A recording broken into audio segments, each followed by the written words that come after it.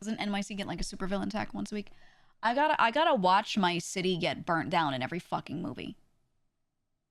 What is that? What is that about? Like every other movie I watch, they're like, oh, you know this place that you like that looks really nice to you, this building you've been in several times? Yeah, Godzilla stepped on it. Oh, it got laser beamed. Oh, this place got destroyed. Oh, this blah blah. And it's always New York, man. It's always New York. I think it's just because they like the look of like the tall buildings toppling, and all the other places don't really have those tall buildings like that. They tend to grow wide rather than tall. And it just like it's like not fun enough to knock down a 10-story building, but when you got that 25 floor building, you got that 100 floor building, oh, you know, so fun. A lot of like 50 floor ones where they'll show it getting knocked down. People only recognize New York and San Francisco. Yeah, for skyline and stuff, pretty much. And San Francisco, they don't even know the skyline, they just know the bridge. Honestly. All the best writers grew up in New York. That is true. A lot of the good ones are from there, but not all. Are there financial reasons to film there? They don't even film in New York for a lot of these movies. They don't. They just green screen you into New York.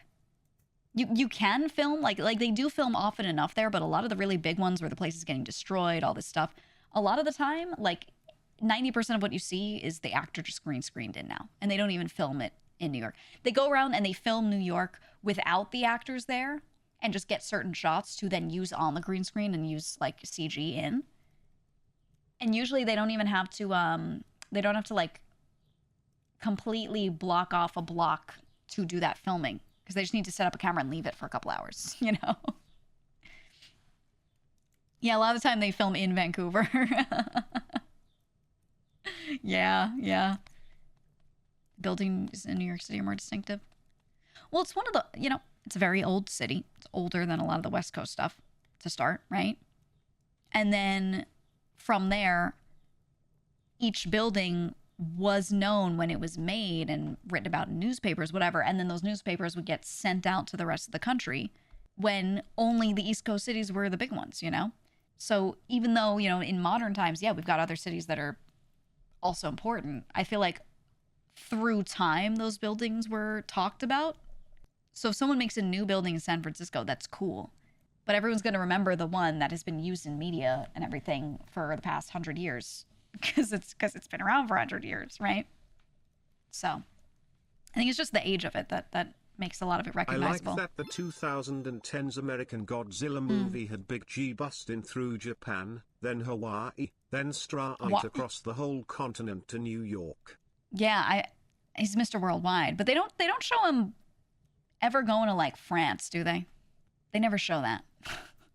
He just like fully avoids Europe every time.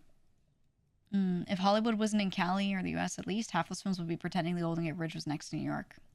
Honestly, yeah. Yeah. I don't know, man.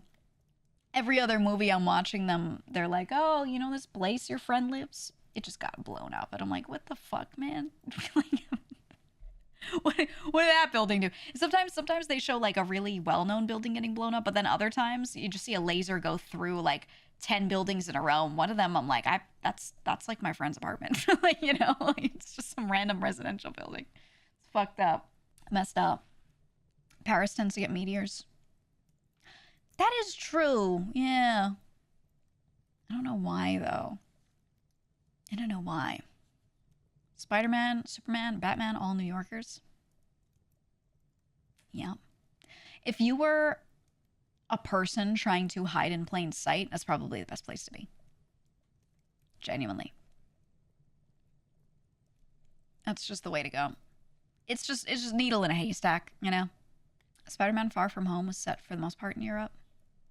Yeah, kind of a rare occurrence. I feel like most superhero stuff is set in New York because that's where the writers were from a lot of the time. And those types of comics with superheroes in them are American. So like, they're not really going to set those in Europe much because that's just written by and for Americans for the most part, originally at least. Gotham's New Jersey. Yeah, wasn't it like right over the bridge? There are a bunch of parts of things that they're in the state of New Jersey, but they're essentially, like not legally, but they're basically New York City because it's just city sprawl, but west instead of east.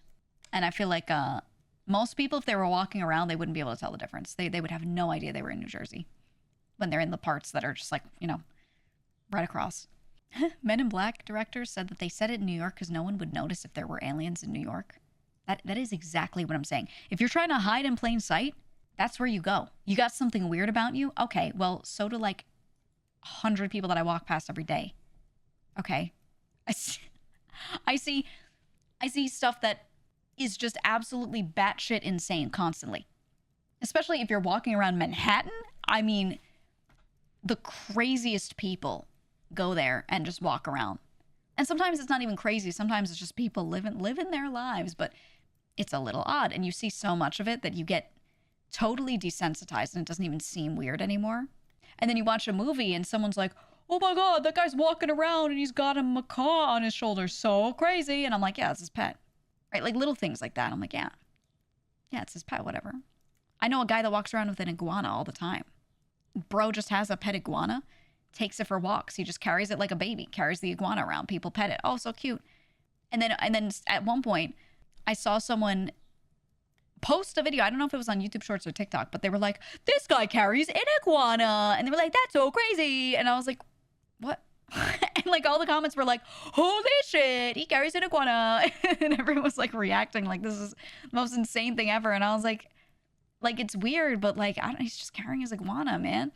But I realized, you get desensitized because I've seen weirder, you know what I mean? And a lot of New Yorkers have seen weirder. So you just kind of get used to it, I guess. And because you see stuff like that so often, he's not the only iguana guy. There are several. There are several people walking around with really weird pets and everything. You just get used to it. I saw a parrot on someone's shoulder in a supermarket in my town the other day. A little parrot, that's cute. Well, birds are so... I understand anyone bringing their bird around.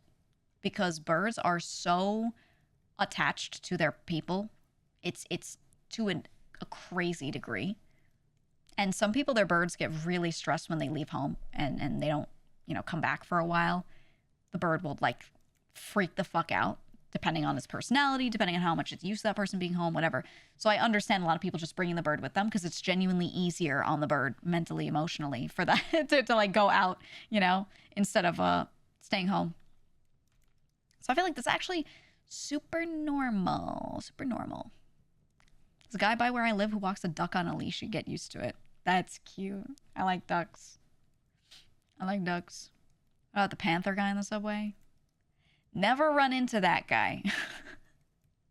I've never run into that guy. I mean, I think as long as you're licensed to legally own whatever it is that you're owning, and as long as you're giving it a better life than, the alternatives, all right. And as long as it's not hurting anybody, that's what matters. Because, people have an exotic pet, and the exotic pet will be totally chill, and then some guy just has a dog that wants to kill people, and I'm like, well... do I think it's better to own pets that are more domesticated? Yeah, probably. But have I seen plenty of examples of people fucking up with like a normal ass dog? Yeah, we all have. We all absolutely all have seen that, So if I see someone with an exotic pet and it's well behaved, I'm just like, I'm not gonna ask, like. So at least they don't have like, a German Shepherd that they don't give enough exercise to that's trying to rip your face off. You know what I mean? I gotta mute the 4 tourists of the tweetpocalypse.